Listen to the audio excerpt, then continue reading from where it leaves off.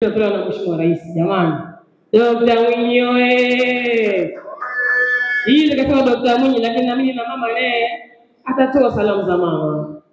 Atasema mama baadaye atatuambia. Sasa kwa upande wa zawadi zile tulizotajwa kwa yule mchezaji wetu bora, kwa upande wa makundi yule mchezaji bora atapata shilingi za Tanzania milioni 1, na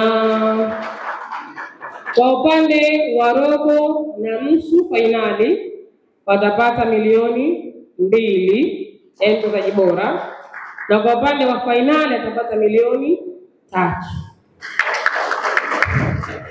Lakini niliseme moja kwamba hii ni nchi ya kimapinduzi Mapinduzi muda wote yanaweza yakatokea, na kutokea kwake maana sio kupindua nchi, hapana, bali zawadi zinaweza kupinduliwa kwa kuongezwa zaidi, sio kupungua hapana, bali kwa kuongezwa.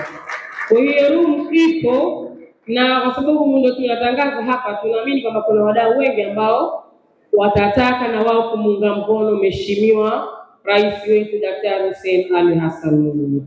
Kwa hiyo wakija na wao basi manake wanasema tutapindua meza ili kuona zawadi zetu nazo zinakwenda na mnasaba wa ile mapinduzi cup yetu.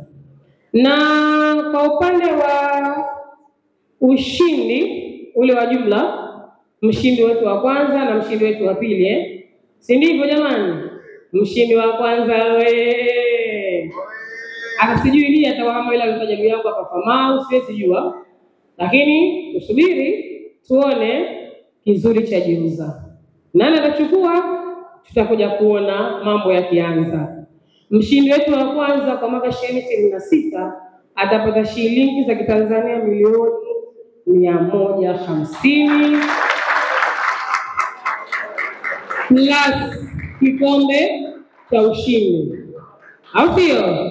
Dr. Mwinyi oye! Mapinduzi Cup 2026 oye! Na mshindi wetu wa pili atapata shilingi za Tanzania milioni 100. Kwa hao watapata zawadi hizo. Na jingine ambalo pia litakuja kutolewa, wanasema kwamba lile goli la kwanza, yani lile fungua dimba, yani katika timu ya mechi ya kwanza ambayo itachezwa kwa goli la kwanza, nalo litakuja kuzawadiwa. How much? Namba hiyo niweke katika mabano, tutakuja kuisema, lakini nayo itapata zawadi. Na kuona unaniangalia, najua ushawaza atapata nini, lakini goli la kwanza nani atakuwa anacheza sijui, kama ndio hivyo lakini goli la kwanza litaweza kupata. Kwa nadhani baada ya hayo naomba nikushukuruni nyote